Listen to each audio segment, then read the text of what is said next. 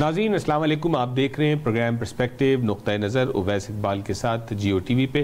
ناظرین پچھلے ہفتے ہم نے ماہ محرم الحرام کے آغاز پہ ایک شو کیا جو اسلامک کیلنڈر کا پہلا مہینہ، اور ہم نے اس دعا سے اس پروگرام کا آغاز کیا تھا کہ اللہ تبارک و تعالیٰ اس آنے والے سال کو ہمارے لیے مزید خیر و برکت کا، رحمتوں کا، شفقتوں کا باعث بنائے، اور نہ صرف میرے لیے، آپ کے لیے، پوری امت مسلمہ کے لیے۔ ناظرین اس پروگرام میں ہم نے بات کی عاشورے کے حوالے سے، واقعہ کربلا کے حوالے سے، مختصر وقت میں تھوڑی ہی بات کر پائے، لیکن یہ بھی اللہ کا کرم تھا کہ اللہ نے ہمیں یہ سعادت اور رحمت سے نوازا کہ ہمیں اس واقعے اور ان شخصیات کے حوالے سے کچھ گفتگو کرنے کا موقع ملا، جو ہم دعا کرتے ہیں کہ کل ہمارے لیے باعث نجات بنے۔ ناظرین آج کے شو میں ہم بات کریں گے نارتھ امریکن کانٹیکسٹ کے اندر کہ جب محرم کا مہینہ آتا ہے تو ہم کس طرح سے اس مہینے کو جو ہے وہ اس مہینے کا ادب کرتے ہیں، اس کا عقیدت اور احترام کرتے ہیں، ہماری پریکٹسز یہاں نارتھ امریکہ میں کیا ہوتی ہیں، اور دوسری جانب وہ لوگ ناظرین جس طرح میری بڑی خواہش ہے کہ مجھے اللہ موقع دے تو میں ایران کا، عراق کا، دمشق کا اور ان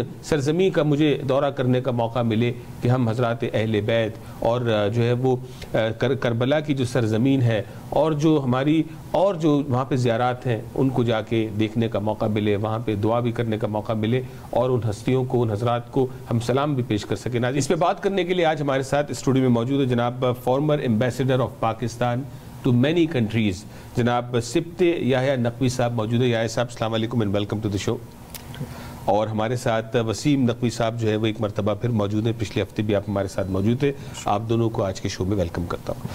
یحییٰ صاحب ماشاءاللہ آپ کا جو پروفائل ہے، آپ نے تو پاکستان کو، ہم تو کہتے ہیں کہ جو پاکستانی جہاں رہتا ہے وہ ایمبیسڈر ہے، لیکن آپ تو حقیقی معنوں میں ایز این ایمبیسڈر آپ نے پاکستان کو مختلف ممالک کے اندر ریپرزینٹ کیا، جس میں آپ نے بتایا سیریا بھی ہے اور بہت سارے ممالک ہیں، تو تھوڑا سا اپنے بارے میں بتائیں پھر آج کے ٹاپک پہ آتے ہیں۔ جی میں فورن سروس، پاکستان فورن سروس میں نے امتحان دیا تھا 72 میں سی ایس پی کا۔ جی تو ویسے تو سی ایس پی ہو گیا تھا، لیکن بھٹو صاحب نے سب ختم کر دی تو میں فورن سروس میں آ گیا۔ تو پھر میں نے 35 سال اس ملک کی ڈپلومیسی کی، 72 سے 2008 تک 36 سال ہو جاتے ہیں، اور مختلف ایمبیسیز میں کام کیا، لیکن پھر میں 98 میں ایمبیسڈر ہو گیا تھا جی، اور پہلی پوسٹنگ میری سیریا میں ہوئی as an ambassador of Pakistan, جو کہ میں اپنا بڑا اعجاز سمجھتا ہوں، کیونکہ وہاں پر تو ہماری سب سے، یعنی کہتا ہوں کیا بات ہے، آدھا تو خانوادہ وہاں ہے اور باقی آدھا بغداد عراق میں ہے، تو وہاں پر بہت اچھی میں نے وقت گزارا اور بہترین وقت تھا، اور اسی دوران پھر سب جگہ اس کے بعد پھر میں ہالینڈ میں سفیر رہا، ڈائریکٹر جنرل ایران رہا، ایران بہت جانا ہوا اور پرانے ایران وغیرہ سے سب سے ملاقات ہوئی، اور پھر میں یو این میں بھی اسپیشل انوائے تھا، کیمیکل ویپن کنونشن کی امپلیمنٹیشن نہیں ہو رہی تھی، یہ جو ماس ڈسٹرکشن کے جو گیس وغیرہ اس نے صدام نے چھوڑی تھی، تو کیمیکل ویپنس ہیں۔ جی جی، تو میں اس کا یو این میں ریپرزینٹیٹیو تھا ایز این ایمبیسڈر ہالینڈ میں جب تھا، تو پھر انہوں نے جب میں ریٹائر ہو گیا تو انہوں نے کہا کہ آپ ذرا ہمیں مدد کریں کنونشن، تو میں 2 سال میں ان کے ساتھ کنونشن امپلیمنٹیشن کی، میں نے ایز دیر انوائے جاتا تھا مختلف ملکوں میں۔ اس کے بعد پھر ریٹائر ہو کے اب بچے یہاں ہیں تو میں کینیڈا میں ہوں۔ یہاں کتنے عرصے سے ہیں؟ یہاں میں 2012 سے، اب 2012 سے، یعنی 11 سال آپ یہاں پہ بھی ہو گئے۔ وسیم صاحب تھوڑا سا اپنے بارے میں بھی آپ بتائیے۔ جی میں 1993 سے میں کینیڈا میں ہوں، اس سے پہلے میں جرمنی میں تھا، پھر انگلینڈ میں رہا، اپنی تعلیم میں نے وہیں مکمل کی۔ 93 سے یہاں مختلف کاروبار میں سے منسلک رہا، آج کل میں ریل اسٹیٹ بروکر ہوں۔ جی یحییٰ صاحب میں گفتگو یہاں سے شروع کروں گا کہ جب محرم کا مہینہ آتا ہے تو عوام میں تاثر یہ جاتا ہے کہ اہل بیت سے اگر کوئی محبت کرنے والا ہے تو صرف وہ اہل تشیع ہیں، تو ایسا تو پوری حقیقت نہیں ہے۔ جی، اور بھی جو طبقات ہیں، مثالیں جو اہل سنت کے لوگ ہیں، امام علی مقام سے اور خانوادہ رسول علیہ الصلوۃ والسلام سے محبت کرتے ہیں، تو یہ جو لکیر ہے شیعہ اور سنی کی، اس کو ہمیں کہاں تک لے کے جانا ہے؟ دیکھیے بنیادی طور پر تو یہ ہے کہ یہ تو شیعہ سنی بہت بات کی پیداوار ہے، اس وقت تو نہیں تھے جب مولا علی موجود تھے تو وہ نہیں تھے، لیکن جب بعد میں یہ فرقہ بڑھتے رہے اور مولا علی بعد میں جو یہ معاویہ کی خلافت آئی، اس وقت تو خلافہ راشدین تھی، وہ سب اپنا ایک ہی اس پہ تھے. کچھ لوگ مولا علی کو زیادہ افضلیت دیتے تھے، تو یہ کوشچن تھا کہ وہ اہل بیت کے زیادہ ان کو بہتر مانتے تھے، اور کچھ لوگ جو تھے وہ صحابی کرام جو تھے وہ رسول سے زیادہ اپنے آپ کو منسلک، کیونکہ سب صحابی تھے. تو جب یہ پھر واقعہ کربلا ہوا، امام حسین کھڑے ہو گئے حق و باطل کے، تو وہاں سے پھر تفرقہ شیعہ اور سنی کا بڑھنے. کچھ لوگ جو ہیں انہوں نے اپنے آپ کو ٹوٹلی آئیڈینٹیفائی کر دیا، جو کہ اہل بیت کو افضلیت دیتے تھے، اور انہوں نے کہا کہ ہم ان کے ساتھ ہیں چاہے ہماری جانیں چلی جائیں. کچھ صحابی رسول یا تبع تابعین اس وقت بھی، اور کچھ لوگ جو تھے انہوں نے مصلحتاً کچھ امیر وقت سے ساتھ خاموش ہو گئے اور خاموشی اختیار کی.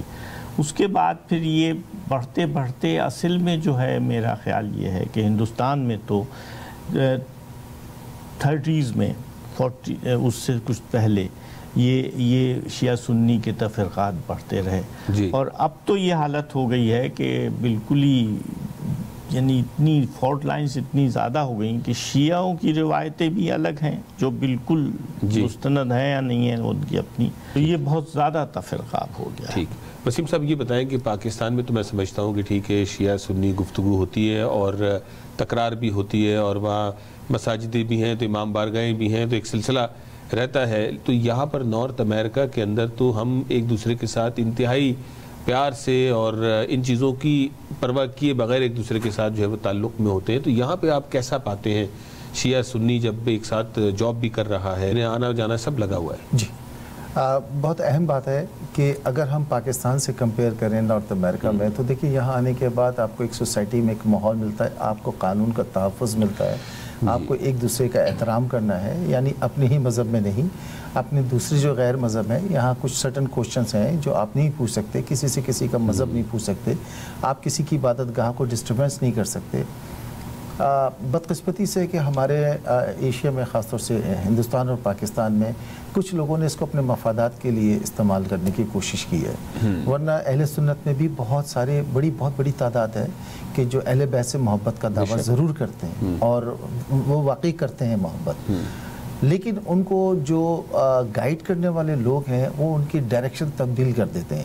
مثال کے طور پہ پتہ نہیں مجھے اس پلیٹ فارم سے کہنا چاہیے نہیں کہنا چاہیے کہ وہ یہاں تک لا کے کچھ چیزیں سامنے رکھ دیتے ہیں، کہتے ہیں کہ یہ اہل تشیع دین سے خارج ہیں. ٹھیک ہے، لیکن ہمیں یاد ہے ہم جب چھوٹے تھے، ہم جمعے کی نماز پڑھنے ہمارے گھر کے پاس نزدیک مسجد تھی، گھر کے بالکل کراس اہل سنت کی، ہم جاتے تھے مسجد میں نماز پڑھتے تھے. ہمیں کبھی نہ ہمارے والدین نے روکا، نہ ہمارے کبھی بزرگوں نے روکا. ہم ایک دوسرے کی مساجد میں جاتے تھے، ہمارے دوست احباب جو تھے ہماری مجالس میں آتے تھے، بڑے احترام سے آتے تھے، تبرکات بھی لیتے تھے. بلکہ ہم جب کوئی اگر پتہ چل جاتا تھا کہ یہاں امام حسین علیہ السلام کی نظر بنائی جا رہی ہے، تو ساری رات ہمارا وہ ساتھ دیا کرتے تھے پکانے میں. تو یہاں الحمدللہ بہت اچھا، اور ہماری دعا ہے کہ پاکستان میں بھی یہ معاملہ ٹھیک ہو جائے. وہاں تھوڑا سا پولیٹیکل ایشو بنایا ہوا ہے. میں تھوڑا سا ایک بات آپ کو ذرا پچھلے سوال جو یحییٰ بھائی سے آپ نے کیا تھا کہ شروعات کہاں سے ہوئی، اس پہ تھوڑا سا میں اپنا ایک نقطہ نظر پیش کر دوں. میں سمجھتا ہوں کہ ہمارے نارتھ امریکہ میں، امریکہ، کینیڈا، یہاں ماشاءاللہ سے بہت بڑی تعداد ہے، اور اہل سنت آتے ہیں ہماری مساجد میں، آتے ہیں باقاعدہ مجالس سنتے ہیں، اور ہمارے ٹیلی ویژن پہ بھی دیکھتے ہیں، سنتے بھی ہیں، اور ہم بھی سنتے ہیں ان کی باتیں. ان کی جو مشترکہ باتیں ہیں وہ ہمارے دونوں میں مشترکہ ہیں، ہم ضرور ان کی بھی بات سنتے ہیں، وہ ہماری سنتے ہیں. بہت خوب. ناظرین یہاں پہ ہم چھوٹی سی بریک لیں گے. بریک کے بعد جب واپس آئیں گے تو بات کریں گے جو ہم شروع میں کہا تھا نارتھ امریکن کانٹیکس میں، جو آپ کے سوالات ہیں کہ پاکستان میں تو محرم کے مہینے میں عاشورے کے دن جو ہے وہ جلوس بھی نکالے جاتے ہیں، سبیلیں بھی لگائی جاتی ہیں، تو شاید وہاں تو اب یہ مذہبی یا کلچرل نارم بن چکا ہے، اس کی جگہ نارتھ امریکہ میں بنتی ہے نہیں بنتی ہے؟ ناظرین اس حوالے سے بھی بات کریں گے. بریک کے بعد بھی ہمارے ساتھ رہیے گا. ناظرین ویلکم بیک، بہت شکریہ. بریک کے بعد بھی آپ ہمارے ساتھ رہے. آج ہم بات کر رہے ہیں اگین محرم کے مہینے کے حوالے سے. پچھلے ہفتے بھی آپ نے ایک پروگرام دیکھا، اور بریک پہ جانے سے پہلے ہم بات کر رہے تھے تھوڑا سا ناظرین سینسیٹیو ٹاپک ہے، جو بعض اوقات ہم جو ہے وہ نہیں آپس میں ڈسکس کرتے کہ کئی ڈفرینسز بڑھ جائیں گے، بات جو ہے وہ کہیں سے کہیں نکل جائے گی. لیکن میں سمجھتا ہوں کہ ان ٹاپکس کو گفتگو کرنے میں کوئی حرج نہیں ہے. جیسے ہم نے ان سے پوچھا کہ شیعہ اور سنی یہ جو معاملات ہیں، آخر ہم کتنی دور تک لائن کو لے کر کے چلیں گے، جہاں خاص طور پہ نارتھ امریکہ میں، کینیڈا، امریکہ، برطانیہ میں ہم جو لوگ آباد ہیں، ہمیں ظاہر اپنے ڈفرینسز کم کرنے ہیں اور اپنی کامنالٹیز اور ایک دوسرے کے ساتھ کھڑا ہونا ہے۔ ناظرین، بریک پہ جانے سے پہلے یاسر صاحب، میں یہ کہہ رہا تھا کہ جو جلوس پاکستان میں ہم دیکھتے ہیں، اور خاص طور پہ جو ماتم والی بات ہے، اگر میں آج ہمارے یہاں نارتھ امریکن کانٹیکسٹ میں نان شیعہ فیملی کو اگر دیکھوں، شاید شیعہ فیملیز کے اندر بھی ہو، تو یہ سوال ضرور اٹھتا ہے کہ ماتم کی کیا وجہ ہے؟ اپنے آپ کو، اپنے جسم کو پیٹنا، اس کی کیا لاجک بنتی ہے، اور کیا جلوس کی اس شکل میں جس طرح پاکستان میں ہوتا ہے اس کی یہاں پہ کیا اسپیس بنتی ہے؟ جی، اس میں دو پہلو ہیں۔ ایک تو یہ کہ ہم یہاں نارتھ امریکہ میں جو کمیونٹیز ہیں دوسرے علاقوں کی، اس میں صرف انڈیا پاکستان کی نہیں ہے، ایرانی بھی ہیں، عراقی بھی ہیں، عربز بھی ہیں، افریقن بھی ہیں، سب ہیں۔ وہ ایک ٹریڈیشن جو ہے ہماری محرم کی، جس میں کہ ہم اپنے آپ کو باہر دکھا کے پبلسٹی کر کے دکھاتے ہیں کہ ہمارا اظہار، غم کا اظہار کو، تو اس کی تو ایک ہم پرچار جسے آپ کہتے ہیں کہ وہ بھی کرنا چاہتے ہیں، جس پہ یہاں بھی لوگوں کی تھنکنگ ہو۔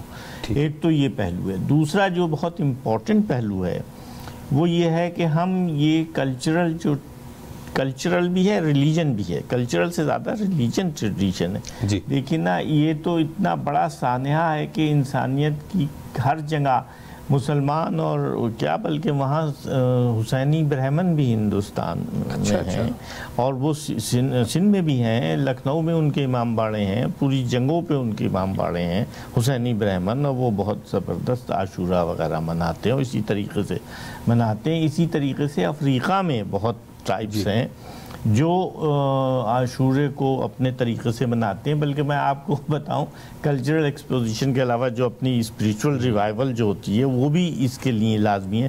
تو ہم چاہتے ہیں کہ یہ ریلیجیس جو پریکٹس ہے اس کا اظہار بھی ہو، پبلسٹی بھی ہو، اور ہمارے جو آئندہ نسلیں ہیں وہ بھی اس بات کو سمجھ سکیں کہ یہ ہمیں پروٹیکٹ کرنا ہے، کیونکہ ہمیں اپنی آئیڈینٹی رکھنی ہے۔ نارتھ امریکہ میں، خاص طور سے کینیڈا میں سب سے اچھی بات یہ، بلکہ میں نارتھ امریکہ میں، امریکہ میں، کہ وہ کمیونٹیز کو اجازت دیتے ہیں اپنی ریلیجیس اور کمیونٹی ٹریڈیشنز، ریلیجیس اس کو کھل کے سامنے لانے کی، ان اے ڈسپلنڈ مینر۔ اور یہ یورپ میں بھی ہے، ہالینڈ میں تھا تو وہاں پر بھی جلوس نکالنے کی اجازت دیتے تھے وہ لوگ، اور وہ بالکل اس کی ریسپیکٹ کرتے تھے۔ یہاں بھی وہ اسی طریقے سے اجازت دیتے ہیں۔ تو یہ پریکٹس یہاں اب بڑھ رہی ہے کیونکہ لوگ بھی زیادہ آ رہے ہیں، اور اس کے علاوہ بہت سے کرسچنز بھی ہیں جو اس بات کو مان رہے ہیں آگے کو پبلسٹی کی وجہ سے۔ تو جیسے اب آپ کے جلوس میں، آپ کو سوری انٹرپٹ کر رہا ہوں، جیسے ٹورنٹو میں بھی جو ہے وہ جلوس کا اہتمام کیا جاتا ہے، مجالس ہوتی ہے ڈاؤن ٹاؤن میں، اور ہم نے دیکھا کہ میرا خیال ہے وہ ذوالجناح کا بھی اہتمام ہوتا ہے۔ تو وہ لوگ جو مثالیں اس پورے سسٹم کو اسٹڈی کرنا چاہتے ہیں یا آ کے دیکھنا چاہتے ہیں، تو وہ لوگ بھی جو نان شیعہ ہیں وہ ویلکم ہوتے ہیں آپ کے پروسیشن کے اندر؟ جی، وہ کم سے کم ان کے لیے فوڈ فار تھاٹ ہوتا ہے۔ جی، جب وہ دیکھتے ہیں کہ کیا ہے تو انہیں انکوزیٹیونیس ضرور ہوتی ہے۔ جی، اور وہ پھر کوشش کرتے، کرسچنز وغیرہ جو اور بھی نان مسلمس ہیں، میں ان کی بات کر رہا ہوں، کیونکہ مسلمانوں کا تو یہ انہیں پتہ ہے کہ کیا ہے، ان کے اپنے کلچرل اور ریلیجیس تھاٹس ہیں۔ لیکن جو نان مسلمس ہیں، کرسچنز ہیں، اور بہت سے ہندو بھی ہیں جن کو نہیں پتہ ہے، ویسے تو حسینی برہمن، ان کے لیے بڑا فوڈ فار تھاٹ ہے کہ آپ اس طریقے سے نکلتے ہیں، اس طریقے سے آپ ماتم کرتے ہیں، اس طریقے سے روتے ہیں اور اتنی امپورٹنس دیتے ہیں۔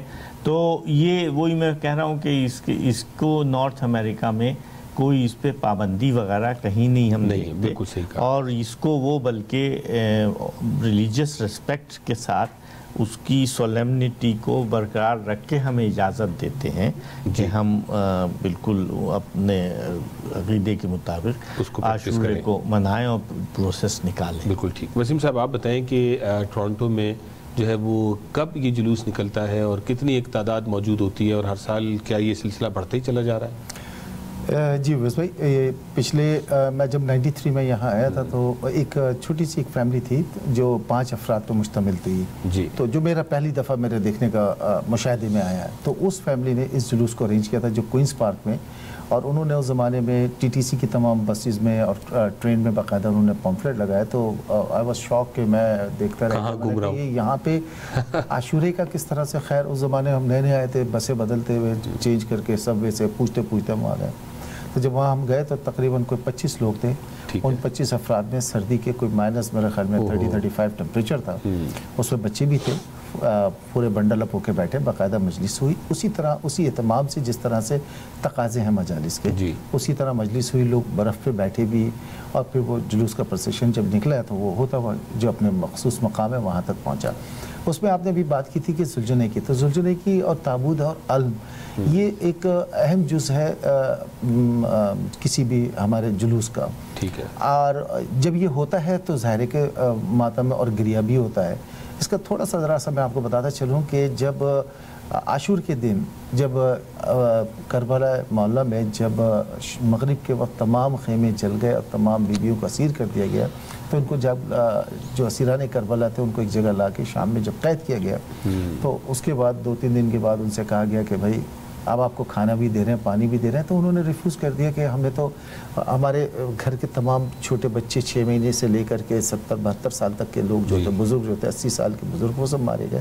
تو ان سے کہا کہ اچھا تم اپنی خواہش بتاؤ. تو جو بیویاں تھیں, جو خواتین تھیں, ان کے نام منشن کا نام مناسب نہیں سمجھتا, بہت اہم ہستیاں ہیں. تو بیویوں نے کہا کہ ہمیں ہمارے تبرکات دے دیے جائیں. ان تبرکات پہ کیا تھا کہ کسی شہید کا کرتا تھا خون بھرا, جناب حضرت علی اصغر علیہ السلام کا چھوٹا سا جھولا تھا جو وہ اپنے ساتھ لے کر آئے تھے, کیونکہ وہ شہادت سب سے چھوٹے شہید جو ہیں 6 ماہ کے جو حضرت علی اصغر ہیں.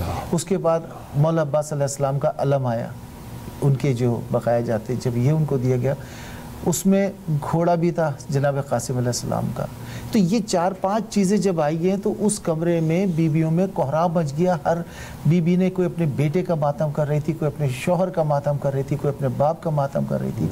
اسی کی منظر کشی ہے یہ جو جلوس میں ہم دکھاتے ہیں. ٹھیک ہے. اور اس جلوس میں ظاہر ہے کہ تمام لوگ شرکت کرتے ہیں. امام حسین علیہ السلام کے نام سے نظر بڑھتی ہے, اور ہوز حسین جو آرگنائزیشن ہے یہاں پہ ٹورنٹو میں, ہزاروں جو ہوم لیس ہیں, فوڈ بینکس ہیں, ان کو فوڈ ڈسٹریبیوٹ کیا جاتا ہے. اپنوں کے علاوہ جو دوسری کمیونٹی کے لوگ ہیں ان کو امام حسین علیہ السلام کے نام پہ کھانا, پانی اور جتنا بھی فوڈ آئٹم ہوتا ہے وہ دل کھول کے لوگ دیتے ہیں. تو یعنی یہ جو ہے وہ لوگوں کی ہیلپ کرنے کا بھی باعث بنتا ہے اور صدقے کا بھی باعث بنتا ہے. میں چاہوں گا ایسا آپ جاتے جاتے اینڈ میں یہ بتائیں کہ ہمارے ناظرین جو چاہتے ہیں کہ کربلا معلیٰ کی زیارت کریں اور ان مقدس مقامات کو جا کے وزٹ کریں, تو آج کی تاریخ میں, چونکہ آپ اس زون میں آپ رہ کے آئے بڑا عرصہ, آج کی تاریخ میں جانا کیا آسان ہے؟ جی اب تو خیر بہت آرگنائز, کیونکہ صدام کے زمانے میں جب میں وہاں تھا سیریا میں, تو اس وقت تک صدام حسین وہاں تھا. اس نے بڑی پابندیاں لگائی ہوئی تھیں ویزے میں بھی, اور زائرین کو اس طریقے سے کھل کے جانے کے لیے نہیں. بہت ہی لوگ جاتے تھے, ایرانیوں کے تو بالکل بین تھا. سیرین یا یہ کویتی اور یہ لوگ جاتے تھے, لیکن وہ کسی آرگنائز طریقے سے نہیں, بس انڈیویجول جائیں, اور بہت کم زائرین ہوتے تھے. لیکن اب تو جب سے یہ نئی حکومت آئی ہے تو اتنی آرگنائزیشنز ہو گئی ہیں کہ اب تو آپ جو لوگ گئے ہیں, میں تو نہیں گیا اس میں, لیکن 40 ملین لوگوں کا جانا ہے. اور لوگ بتاتے ہیں کہ وہ پیدل چلتے ہیں کربلا تک اور نجف تک. اور عراقی جو وہاں کے ہیں, میں 2-4 عراقیوں کو بھی جانتا ہوں, یہاں بھی جانتا ہوں, اور بھی جگہ وہاں سے بھی جو لوگ آئے انہیں, وہ اتنا زبردست انتظام کرتے ہیں کہ تھوڑی دور پہ خیمے لگے ہوئے ہیں, کھانا مستقل چل رہا ہے. سبیلوں والا کون سبیلے, تو یہ تو اتنا بڑا اجتماع ہے کہ لوگوں کی امیجینیشن سے باہر ہے. اور اس کا بھی میں کرم سمجھتا ہوں کہ یہ انہی کا کرم ہے اور انہی لوگوں کا جذبہ ہے کہ وہ اس طریقے سے ان کی خاطریں کرتے ہیں. اور بوڑھوں کے لیے الگ ہے اور بچوں کے لیے الگ انتظام ہے, اور لوگ تو ویل چیئر پہ نہیں تو ویسے بیساکھیوں پہ بھی چلتے ہیں اور پیدل چلتے ہیں. تو آج کل بہت اچھے اور انتظامات ہو گئے ہیں, اور بلکہ بہت تنظیمیں ہیں, آرگنائزیشنز ہیں جو زیارتوں کو کرتی ہیں. یعنی ہوٹلز وغیرہ سارے ہوٹلز وغیرہ سب ایکوموڈیشن وہاں انہوں نے بنائی ہوئی بھی ہے. اور نہیں تو خیموں وغیرہ میں بہت, یعنی ہوٹلز تو اتنے شاید نہیں ہیں, لیکن خیموں میں لوگ ٹھہرتے ہیں اور مختلف شہروں میں بھی ٹھہرتے ہیں، بغداد میں، اور بغداد سے سیدھے چلتے رہتے ہیں۔ تو روضہ مبارک سے جو کربلا کا مقام ہے وہ کتنی دور ہے؟ روضہ مبارک سے کربلا کا مقام تو بہت قریب ہے میرے خیال سے، وہ تو وہیں اسی احاطے یعنی وہی سارا، یعنی وہی ایک سرکل ہے۔ یعنی میں سمجھتا ہوں حضرت عباس کا روضہ اور امام کا روضہ کم از 40-50 میٹر کے ڈسٹینس پہ ہوگا، بالکل ساتھ ہیں۔ اور اس کے بعد جو یہ باقی زیارتیں ہیں، خیمہ گاہ اور مقتل گاہ اور باقی دوسری ذاتیں، یہ اسی احاطے میں ہیں بالکل۔ یعنی آپ پیدل چل کے آرام سے، تھوڑی دور، زیادہ پیدل نہیں، پیدل چل کے آرام سے وہ سب زیارتیں کر سکتے ہیں۔ بہت شکریہ یحییٰ صاحب اینڈ وسیم بھائی آپ کا ونس اگین کہ آپ نے اپنا وقت دیا، اور ہم نے چاہا کہ دوستوں آپ سے یہ بات کی جائے اور کچھ لوگوں کو اس کی آگاہی بھی دی جائے کہ یہاں نارتھ امریکہ میں کس طرح سے جو ہے وہ ماہ محرم الحرام کا احترام کیا جا رہا ہے اور عقیدت سے اس کو منایا جا رہا ہے۔ بہت شکریہ آپ کا۔ ناظرین، جیسا آپ نے آج کی گفتگو میں سنا، اور میں سمجھتا ہوں کہ جو میرے لیے اس کے اندر جو سبق ہے وہ یہ ہے کہ ہمیں ایک دوسرے کے ساتھ پیار اور محبت سے رہنا ہے۔ امام علی مقام امام حسین علیہ السلام اور خانوادہ رسول علیہ السلام سے جو چیز ہمیں سیکھنی ہے وہ ہمیں سیکھنی ہے، اس میں الجھنے کے بجائے کہ وہ سنی ہے، وہ شیعہ ہے، اپنی اپنی پریکٹسز ہیں، اپنے اپنے بلیفز ہیں، ان پہ آپ جو ہے وہ قائم ہیں، دائم ہیں، اپنی پریکٹسز کو آپ جاری رکھیں۔ لیکن یہ جو پیغام ہمیں واقعہ کربلا سے مل رہا ہے، خانوادہ رسول علیہ السلام سے مل رہا ہے، یہ کسی ایک کے لیے نہیں، یہ پیغام پوری امت کے لیے، یہ سب کے لیے ہے۔ اگر آپ اس لائن میں کھڑے نہیں ہیں تو یہ آپ کی محرومی ہوگی۔ تو ان باتوں میں الجھنے کے بجائے آپ اس پیغام کو ریسیو کرنے کی کوشش کیجئے، اپنی زندگی میں اپنانے کی کوشش کیجئے، اپنے بچوں کو حضرات اہل بیت کی محبت سکھائیں، کیونکہ یہ بنے گا کل میرا اور آپ کے نجات کا باعث۔ تو ناظرین، اپنا خیال رکھیے گا، اگلے ہفتے آپ سے پھر ملاقات ہوگی۔ السلام علیکم۔